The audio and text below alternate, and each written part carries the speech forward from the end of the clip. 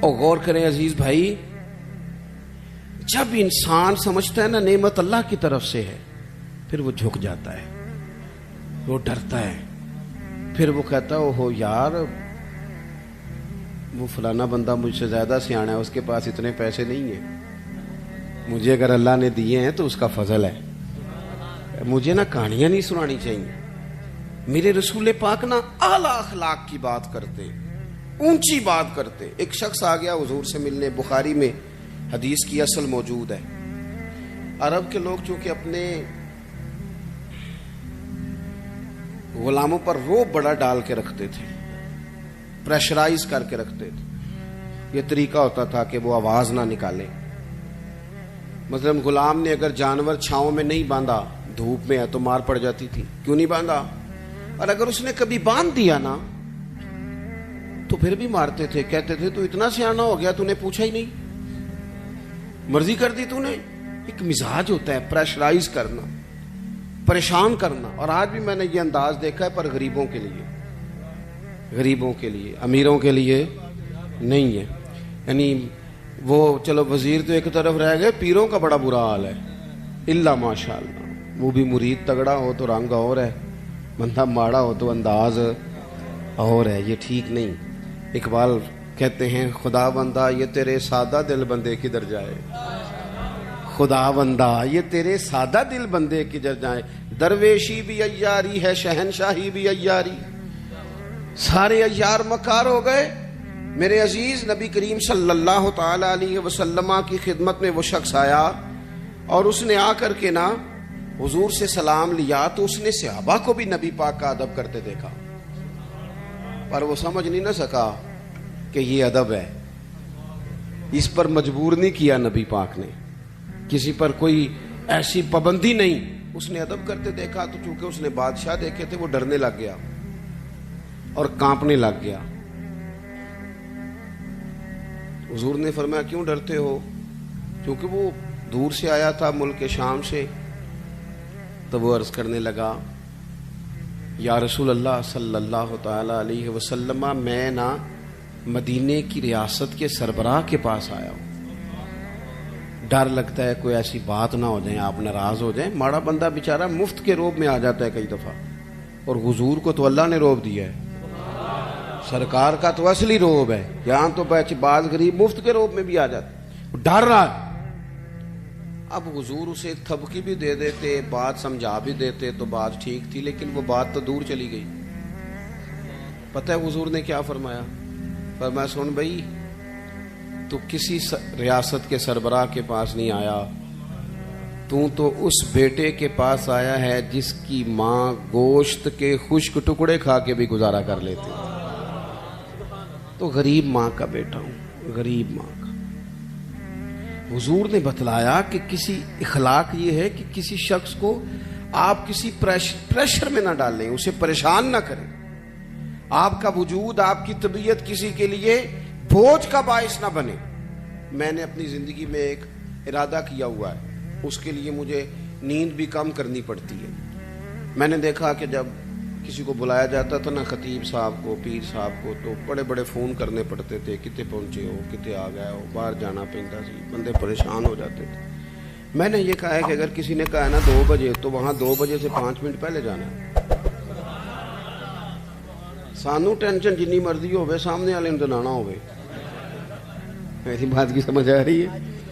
ہوتا کیا ہے، نہیں آپ کا تو خیر کوئی ایسا لیٹ نہیں ہوا، اللہ آپ کو جزا دے، اور میرے خوشی ہے آپ نماز پڑھ رہے تھے، یہ خوشی ہے، اور بڑی خوشی ہے کہ آپ نے جلدی سے نماز پڑھ لی، ورنہ اللہ خیر کرے۔ ویسے میں کو تھوڑے جو بھی ویکھے نا جنہیں نہیں پڑھی، چلو کہڑا تساں کسی نہ گل کرنی ہے۔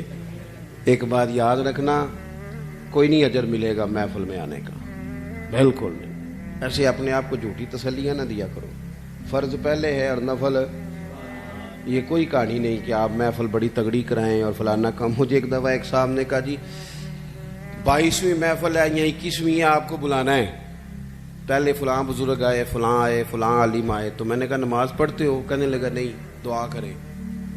تو میں نے کہا آج کے بعد نہ کسی کو بتانا کہ اتنے علماء کو میں نے دعوت دی ہے، وہ کہیں گے اتنے مولوی مل کے بھی اسے نمازی نہیں بنا سکے۔ تو تو اس لیے یہ اصل پہ آئیں. کیا مطلب؟ اس کا مطلب ہے کہ نماز پڑھی نہ جائے اور باقی سارے کام کیے جائے. نماز اصل ہے، نماز روح ہے. اور حضور ناز سے بھی بڑے راضی ہوتے ہیں، پر میرے نبی نے فرمایا نماز تو میری آنکھوں کی ٹھنڈک ہے.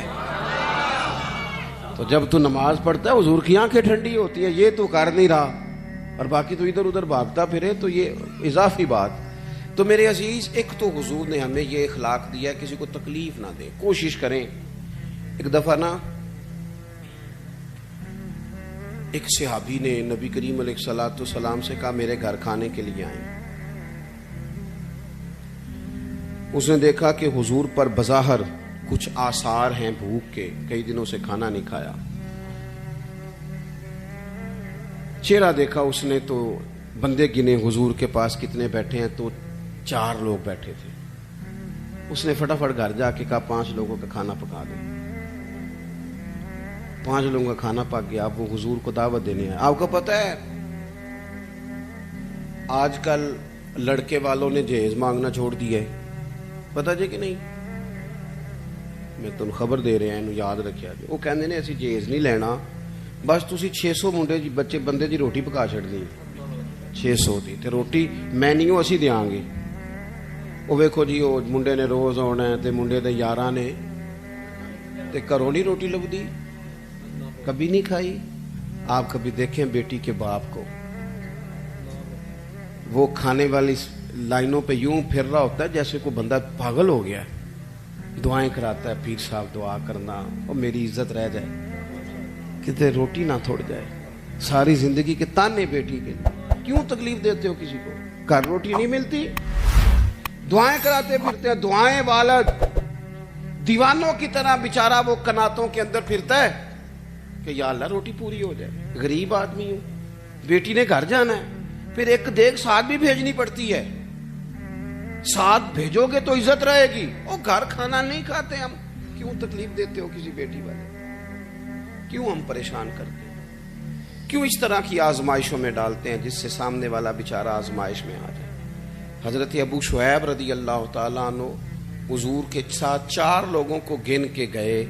کھانا گھر میں پکوا کے واپس آ کے عرض کی حضور روٹی پک گئی، آ جائیں. جب وہ واپس آئے تو ایک صحابی اور آ گئے تھے زیارت کے لیے، وہ بھی اٹھ کے ساتھ چل دیے. پتہ ہے حضور نے فرمایا، نبی پاک مالک ہے ہماری جانوں کے. حضور مالک ہے، مالک. حضور کے لیے تن من دھن ہر شے قربان تھی غلاموں کی. حضور 5 کیا 100 بندہ لے جائیں تو بسم اللہ کریں صحابہ. لیکن نبی کریم نے اصول دیا، اخلاقی عالیہ کی بلندی سکھائی. اس صحابی کے گھر کے دروازے کے قریب جا کے حضور نے فرمایا بھائی 5 بندوں کا تم نے کھانا پکایا تھا، یہ جو شخص آئے ہیں یہ اپنی مرضی سے آئے ہیں، میں نے دعوت نہیں دی، اگر تم اجازت دو تو یہ اندر آئیں گے ورنہ یہ واپس جائیں گے. تم اگر اجازت دو. کسی کو تکلیف دی جا سکتی؟ ہمارا حال یہ ہے کہ ہمیں خبر کا پتہ بھی نہیں ہوتا کہ فلانے نے یہ کیا ہے کہ نہیں کیا، لیکن الزام گھر بیٹھے بیٹھے الزام لگا دیتے. گھر بیٹھے میں ایک جگہ پہ بیٹھا تھا، وہ کہنے لگے جی ایڈی چھیتی پیسے کمائے نہیں جا سکتے، کوئی رولا ہے وے. اور میں نے کہا کیا آپ، رب تو فرماتا ہے وَيَرْزُقْهُ مِنْ حَيْثُ لَا يَحْتَسِبُ، میں وہاں سے دے دیتا ہوں کہ بندے کا گمان بھی نہیں ہوتا.